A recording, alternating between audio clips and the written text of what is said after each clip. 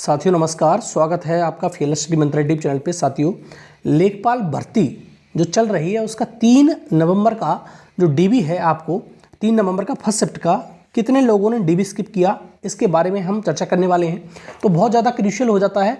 देखो, कल की जो शिफ्ट थी उसमें 90 से लेकर 100 का एवरेज आया था, लेकिन आज की 3 नवंबर की फर्स्ट शिफ्ट है तो वही एवरेज चल रहा है। आपको मान सकते हो 50 से लेकर 55 के बीच में एवरेज था आज का फर्स्ट शिफ्ट का। तो देखो 10 मतलब टेबल होती हैं, उनमें किसी में 5 भी हो जाते हैं, किसी में 6, 7, 8, किसी में 9 लोग स्किप कर देते हैं डीबी को। ठीक है, तो इससे एवरेज जो निकलता है वो 5 से लेकर 5.5 के बीच में होता है। तो 50 से लेकर 55 के लोगों में बीच में जो एवरेज है वो आज की फर्स्ट शिफ्ट का है। ठीक है, और साथियों ऑडिटर की परीक्षा के लिए जो ऑडिटर की परीक्षा देने वाले हैं वो लगभग 6,500 के समथिंग लोग हैं। तो ऑडिटर की परीक्षा देने वाले लोग तैयार रहें। आपकी ऑडिटर की परीक्षा दिसंबर में होने वाली है, दिसंबर में कंडक्ट होगी आपकी ऑडिटर की परीक्षा। ठीक है साथियों, तो आपकी जो ऑडिटर की परीक्षा है वो आपकी दिसंबर में देखने को मिलेगी। और साथियों बीपीओ की परीक्षा आपको जनवरी में देखने को मिलेगी। ठीक है, अब ये दिसंबर में देखने को नहीं मिल पाएगी। दिसंबर में अगर हो सकता है दिसंबर लास्ट में आपको बीपीओ की परीक्षा कंडक्ट हो जाए, लेकिन आप ज़्यादातर कंडीशन में आप ये मान के चलो जनवरी में आपकी परीक्षा कंडक्ट होगी बीपीओ की, ग्राम पंचायत अधिकारी की। दिसंबर में भी हो सकती है लास्ट में, लेकिन ज़्यादा कंडीशन ये है कि आपको जो परीक्षा ये कंडक्ट होती दिखाई देगी वो जनवरी में होगी और आपकी तैयारी अच्छी चल रही होगी। ऑडिटर की परीक्षा तो स्पेशल है, जिसपे वो स्पेशल आता है वही दे सकता है, लेकिन बीपीओ की परीक्षा में सारे लोग एलिजिबल हैं। तो आप अपनी तैयारी करते रहिए। 1468 पोस्ट हैं, इसमें भी कम पोस्ट नहीं है। ठीक है साथियों, आगे देखते हैं। आगे देखो साथियों, मैंने बता भी दिया था, कई वीडियो में चर्चा भी कर चुका हूँ उसकी, कि सरकार का दबाव है लेखपाल भर्ती के लिए कि लेखपाल भर्ती जल्दी पूरी की जाए, जल्दी से जल्दी। और एएसओ के जो छात्र गए थे उनसे भी ये कहा गया था कि हम पर जो दबाव है वो सिर्फ लेखपाल भर्ती पूरा करने का है सरकार का। तो हम लेखपाल की भर्ती पर काम कर रहे हैं और किसी भी भर्ती पे हम काम नहीं कर रहे। एएसओ के छात्र 2019 वाले थे, मैंने बताया भी था आपको। 2019 वाले छात्रों को बार बार आश्वासन दिया जा रहा है, बार बार टाला जा रहा है, लेकिन वही आश्वासन लेके वापस आ जाते हैं छात्र, कुछ नहीं हो पाता है। ठीक है, तो ये जो उनका सिर्फ ये कहना था कि सरकार का दबाव है और हम लेखपाल भर्ती को पूरा कराने में लगे पड़े हैं और इसी भर्ती को हम प्रायोरिटी पर रखे हुए हैं। तो ये भर्ती हमें पूरी करानी है। तो सरकार का जिस पर दबाव हो जाता है वही भर्ती पूरी हो जाती है, बस सीधी बात ही मान लो।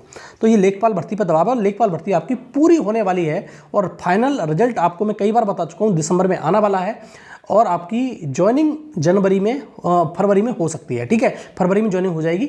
अगर आचार संहिता पहले लग गई तो ज्वाइनिंग फिर बाद में जाएगी, सीधी बात यही है। आप जानते हो इस चीज़ के लिए, ये तो कॉमन सेंस वाली बात है कि अगर ज्वाइनिंग की ये चाहें तो ज्वाइनिंग जनवरी में भी दे सकते हैं। ऐसी कोई बड़ी बात नहीं कि ज्वाइनिंग मतलब फरवरी में कोई निश्चितता है। मैं कई बार कह चुका हूँ आपसे कि कोई निश्चितता नहीं होती कि ज्वाइनिंग फरवरी में देंगे, कोई गंडा थोड़ी ना इस चीज़ का। आप कोई मान सकते हो कि आपकी ज्वाइनिंग जनवरी में भी हो सकती है, सरकार की मंशा है ये, तो भाई सीधी बात है। और साथियों पेट की आंसर की आज वेट करिए, शायद आज आंसर की आने की चांस है, आज आंसर की आ जाएगी। प्रोविजनल आंसर की होगी ये। ठीक है, और प्रोविजनल आंसर की के बाद आपको कुछ मतलब आपत्तियां मांगी जाएंगी, तो 1 महीने बाद रिवाइज आंसर की आ जाएगी इसकी, पेट की, पीटी 2023 वाले की। और आपका रिजल्ट है वो जनवरी से पहले किसी भी हालत में नहीं आएगा, ये बात मान लेना। और जब जैसे ही रिजल्ट आएगा तो उसके बाद नोटिफिकेशन आपको मिल जाएंगे देखने के लिए। अगर आचार संहिता नहीं लगती है तो, आचार संहिता लग गई तो कोई नोटिफिकेशन नहीं आएगा। ठीक है, आचार संहिता नहीं लगी तो आपको जनवरी में 1-2 नोटिफिकेशन 2023 से देखने को मिल जाएंगे, क्योंकि पैट 2022 के जितने भी नोटिफिकेशन थे कोई भी परीक्षा भी कम संपन्न नहीं हो पाई है। तो इसे मान लेना कि इसके जो पैट के 2023 के नोटिफिकेशन है वो जनवरी में आ सकते हैं, कि सिर्फ नोटिफिकेशन आ जाएंगे, परीक्षाएं तो होनी नहीं, परीक्षा तो बाद में होती रहती हैं। क्योंकि यूपी का रवैया तो आप जानते ही हो कि 2016 के अभी इंटरव्यू बाकी हैं, अभी हो नहीं पाए सीधी भर्तियों के। ठीक है, तो ये आप समझ सकते हो कि कितना अच्छा आयोग है और कितनी अच्छी तरह से सुचारू रूप से काम करता है।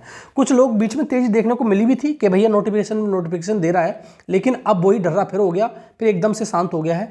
अब देखो नोटिफिकेशन देने से कुछ नहीं होता है। मैं नोटिफिकेशन निकाल दूं कि भर्ती ये होने वाली है और 2 साल तक कुछ संज्ञान ही नहीं लूँ उसका, तो फिर फायदा क्या है उस चीज़ का। आप एक निश्चित शेड्यूल बनाइए ना, छात्रों को विश्वास हो आप पे। भाई सीधी बात है कि हाँ अभी परीक्षा होगी, नोटिफिकेशन आएगा, इतने दिन में परीक्षा हो जाएगी, रिजल्ट आ जाएगा, इतने दिन में आंसर की आ जाएगी। इस प्रकार से करो ना, बच्चों को कॉन्फिडेंस आएगा। लेकिन आपका कोई रवैया ही नहीं है। सरकार कहेगी तो कहोगे, सरकार नहीं करेगी तो कुछ नहीं करोगे। तो अब सरकार का सिर्फ दबाव ये क्या है, लेखपाल भर्ती पूरी करो तो करो, और एएसओ और मंडी इंस्पेक्टर और तुम्हारा जेई 2018 का रिजल्ट कोई मतलब नहीं है, आएंगे तब आ जाएंगे। कंबाइंड टेक्निकल 2016 का रिजल्ट कुछ मतलब नहीं है। ठीक है साथियों, तो इस प्रकार से रवैया है यूपी ट्रिपल एससी का, जो अच्छा नहीं है, सीधी बात है, छात्र हित में नहीं है। तो साथियों ये रहा वीडियो अच्छा लगता है तो साथियों लाइक शेयर सब्सक्राइब कर लो चैनल को और बेल आइकन जरूर दबा दो, और जिससे मेरे आने वाली वीडियो को नोटिफिकेशन आपको मिल जाएंगे साथियों। ठीक है साथियों, बहुत बहुत धन्यवाद।